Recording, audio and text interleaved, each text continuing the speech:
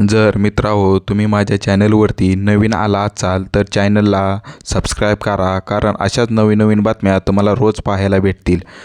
आणि हा व्हिडिओ शेवटपर्यंत नक्कीच पहा. जर तुम्हाला हा व्हिडिओ आवडला असेल तर व्हिडिओला लाईक करा आणि चॅनलला सबस्क्राईब करायला विसरू नका.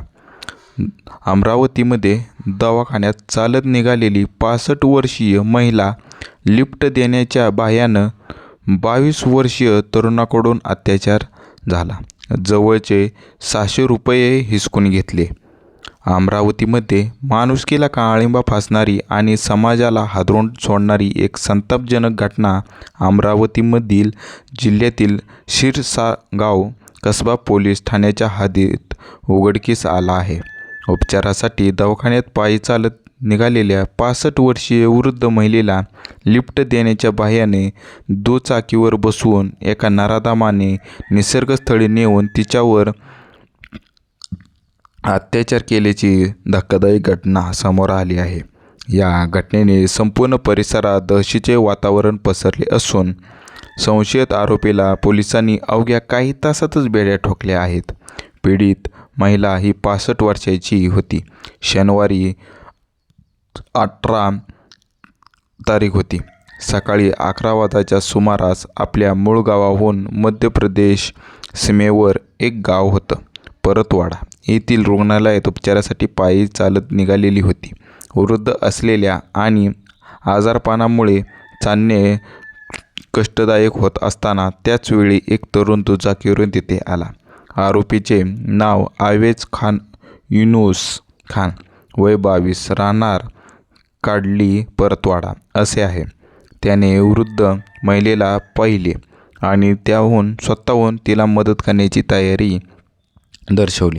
त्याने महिलेला, मी सुद्धा परतवाडा इथेच जात आहे, तुम्ही चालायला नको, माझ्या दुचाकीवर बसा, मी तुम्हाला दवाखान्यापर्यंत सोडून देतो, असे आमिष दाखवले. एक अनोळखी तरुण मदत करतोय या भावनेने वृद्ध महिलेने त्याच्यावर विश्वास ठेवला आणि ती त्याच्या दुचाकीवर बसली. आवेज खानने महिलेला दुचाकीवर बसवून परतवाड्याच्या दिशेने गाडी सुरू केली. मात्र काही अंतर गेल्यावर त्याने रस्ता बदलला.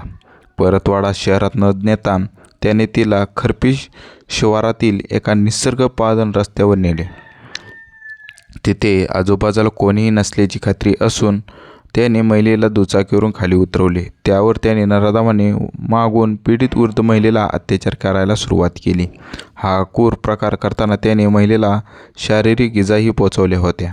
केवळ अत्याचारच नाही तर पीडितेच्या जवळ असलेले 600 रुपयेही त्याने जबरदस्तीने हिसकावून घेतले आणि तिथून पळून निघून गेला. घटनेची माहिती मिळताच परिसरात एकच खळबळ उडाली. पीडित महिलेने आरडाओरड केल्यानंतर आणि घटनेची माहिती मिळताच स्थानिक नागरिकांनी पोलिसांना सूचना दिली. शिरसागाव कसबा पोलीस घटनेचे गांभीर्य ओळखून तातडीने तपास सुरू केला. वरिष्ठ पोलीस अधिकाऱ्याच्या मार्गदर्शनाखाली पोलिसांनी परिसरातील CCTV फुटेज आणि मिळालेल्या माहितीच्या आधारे संशयित आरोपीचा शोध घेतला होता. गुन्हा दाखल केल्यानंतर अवघ्या काही तासातच पोलिसांनी मुख्य आरोपी आवेज खान याला अटक केली. त्याने गुन्ह्याची कबुली दिल्याचे समोर येत आहे. या पाशवी अत्याचारामुळे वृद्ध महिला गंभीर जखमी झाली होती. तिला उपचारासाठी तत्काळ उपजिल्हा रुग्णालयात अचलपूर येथे दाखल करण्यात आले आहे. तिची प्रकृती स्थिर असली तरी या घटनेमुळे तिला मोठा मानसिक धक्का बसला आहे. तिच्यावर डॉक्टरांच्या निगराणीखाली उपचार सुरू आहेत. ही घटना घडल्यानंतर समाजात तीव्र संताप व्यक्त केला जात आहे. लिफ्ट देण्याच्या बहाण्याने एका वृद्ध महिलेचा विश्वासघात करून तिच्यावर झालेला हा अत्याचार माणुसकीला शोभणारा नाही. एकीकडे आपण महिलेच्या सुरक्षेचा बाता मारतो, पण दुसरीकडे दिवसाढवळ्या अशा घटना घडतात.